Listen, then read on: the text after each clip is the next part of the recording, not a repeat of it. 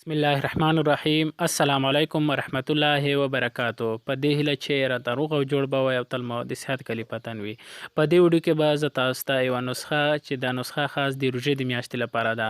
ډیره مجربه نسخه ده. تاسو ته وښیم چې کوم کسان چې په روژه کې زیات وږي کیږي یا د شوګر تکلیف لري یا بدن عام دردونه لري یا د بندونو درد لري، کوم جسماني دردونه لري، د دې ټولو علاج په دې نسخه په واسطه تاسو کولی شئ چې ترسره کړئ. یعنې په روژه کې ځینې کسان زیات وږي کیږي، زیات لوږې احساس کوي. که چیرې دا نسخه تاسو عملي کړئ نو لوږه به لوږې احساس به یې ونه کوي او ټوله ورځ به مړه وئ.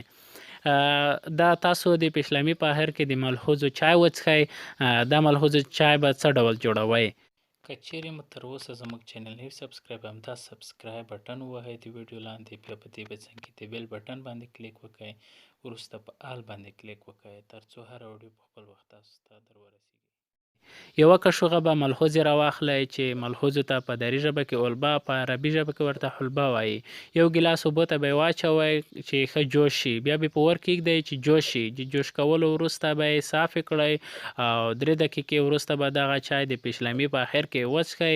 انشاءالله لوږه به احساس به هم ورسره کم شي او ټوله ورځ به موړ وئ. شکر به مو هم ورسره کنټرول شي، د بدن جسماني دردونه ټول به ورسره کنټرول شي. که ویډیو مو خوښه شوې وي ضروري لایک کړئ، که کومه پوښتنه لرئ کومنټ وکړئ، ویډیو د پښتنو ملګرو سره هم شیر کړئ. د ویډیو کتلو څخه مننه.